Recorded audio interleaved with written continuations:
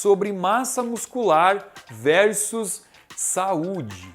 As pessoas estão associando massa muscular com estética. E aí falam assim, para academia, de fazer musculação.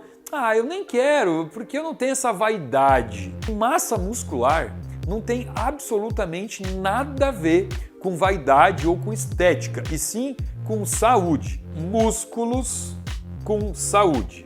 Qual é o tecido do corpo que contém a maior capacidade de produzir energia?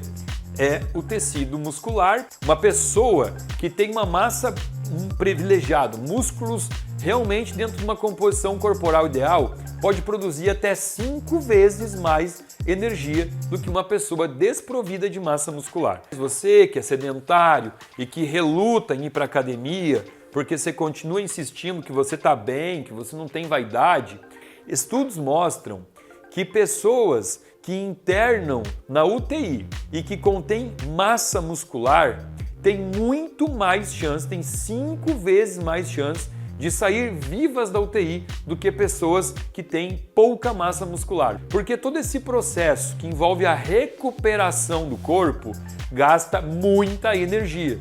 Então pessoas que têm muito pouco músculo não vão conseguir oferecer nesse momento, não vão conseguir oferecer para o corpo a demanda energética necessária para poder se recuperar de um processo patológico. Então olha a importância disso. Claro, eu fui lá no extremo, né? Eu falei da UTI, mas isso serve para todos os outros processos patológicos do corpo.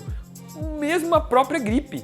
A gripe, o vírus que entra no corpo, ele vai gerar uma resposta inflamatória e o corpo tem que ter essa capacidade de expulsar esse vírus. E isso é um gasto energético tão grande que você fica destruído numa cama quando está gripado. Você fica incapaz de levantar, de exercer as suas atividades. Por quê? Porque o teu corpo está nesse momento se dedicando única e exclusivamente para combater esse vírus e isso gasta muita energia. O músculo tem função também de sustentação. Então o que vai acontecer? Existe uma fase da tua vida que é uma fase onde você está em anabolismo. Acham que anabolismo tem a ver com anabolizante e lembram de academia. Anabolismo é a fase de crescimento. Então todo mundo anabolizou na vida. Até um anão já anabolizou e cresceu. Então nós temos uma fase predominantemente anabólica. E o que determina o anabolismo? Além de uma boa alimentação, a gente sempre tem que lembrar aqui de hormônios. Anabolizamos porque produzimos hormônios anabólicos, tá? Então o hormônio anabólico ou anabolizante não é ruim não, são hormônios que nós produzimos. Só que as pessoas confundem muito com a bomba da academia, as bombas que usam na academia, que também são hormônios anabólicos, mas aí são hormônios sintéticos, hormônios que não são saudáveis para o corpo. Mas agora, a testosterona, o IGF-1, que é o GH, e outros hormônios anabólicos do corpo, eles vão ajudar no nosso processo de anabolismo. Só que vai chegar uma idade, mais ou menos aí pelos 30 anos, que você vai começar a aumentar os teus hormônios catabólicos. E aí a gente tem aqui então o catabolismo, é o oposto do anabolismo, tá? É o desconstruir, desagregar, perder massa muscular.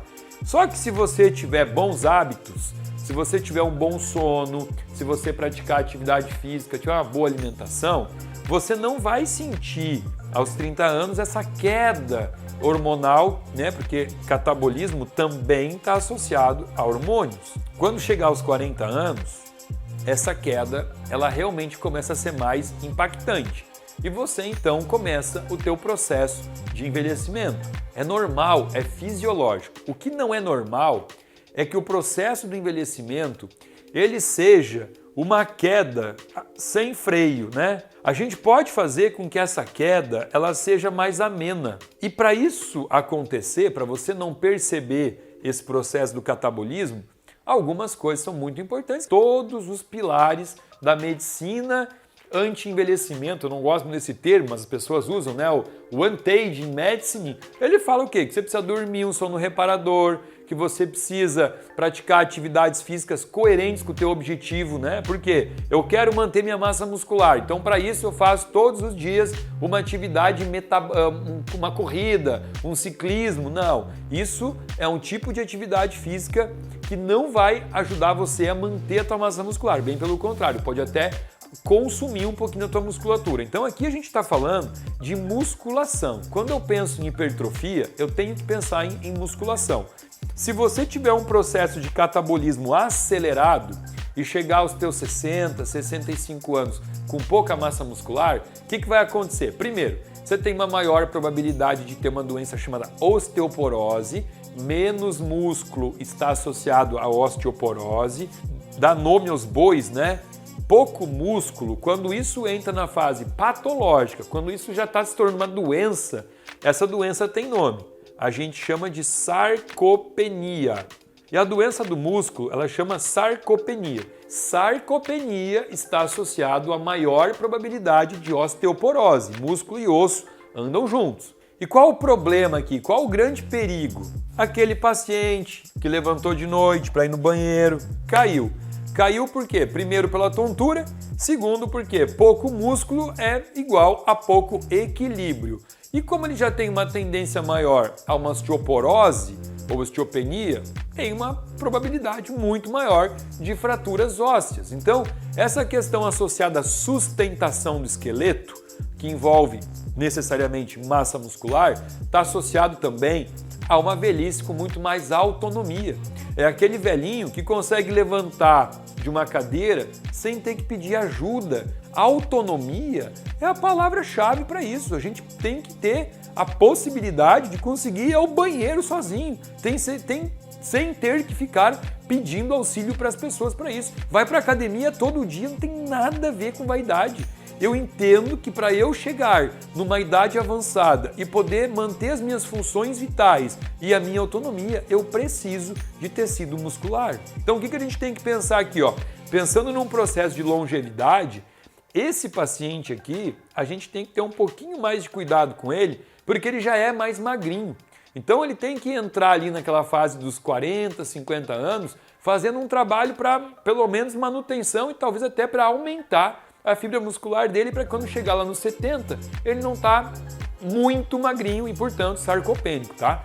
Mas cabe ao preparador físico, né? O personal trainer, quando ele passa um tipo de atividade para o paciente, para o aluno dele, ele tem que ter isso na cabeça, ele tem que diferenciar as fibras musculares e, além de diferenciar a fibra muscular, ele tem que ver qual é a morfologia. Se esse paciente é um ectomorfo, um mesomorfo, um endomorfo, cada pessoa tem a sua individualidade e, portanto, a gente tem que avaliar qual é o tipo de atividade física melhor. Mas claro que tudo vai ser musculação quando eu estou pensando aqui em massa muscular. Musculação e suas variantes, né? Por exemplo, um treino funcional que envolve musculação, né? O que eu quero dizer aqui é que não é uma atividade de bike, uma atividade de corrida, que vai fazer com que a pessoa consiga hipertrofia. Vamos falar dos 3 pilares que sustentam, então, o projeto de hipertrofia. O que a gente tem que falar aqui? Uma alimentação adequada. Aqui, para a gente manter massa muscular na alimentação, eu tenho que entender que eu preciso de aminoácido, não importa de que origem de proteína isso veio, entendeu? Existem proteínas que têm muito aminoácido, como por exemplo a quinoa, o feijão azuki, o arroz negro, tá? Então tudo que chegar como forma de aminoácido é fundamental aqui, ok? Os hormônios, porque vai existir um momento da vida em que existem as famosas pausas, né? Existe a menopausa, a andropausa. Então tem que avaliar junto com o seu médico quando vai chegar o momento de começar a repor um hormônio que está faltando. A gente só repõe o que está faltando. Se não está faltando, não precisa repor. Por último, e não menos importante, o que a gente falou, né? Atividade correta, com a instrução correta, e eu recomendo sempre uma atividade de hipertrofia. Eu espero que com esse vídeo não fique mais dúvida nenhuma sobre a necessidade de manter uma boa massa muscular quando a gente pensa num projeto de longevidade. compartilhe o vídeo com os amigos, bota no grupo da família, principalmente do pai e da mãe lá, que tem aquela resistência em começar uma academia porque acha que musculação é coisa de gurizada que quer ficar sarada para ir para a praia, né? Façam eles entender essa diferença e a necessidade de começar uma atividade física, não importa a idade que eles têm. Compartilhe com seus amigos, dá o seu like, deixa o seu comentário, siga as nossas redes sociais. Aproveita para se inscrever no nosso canal também.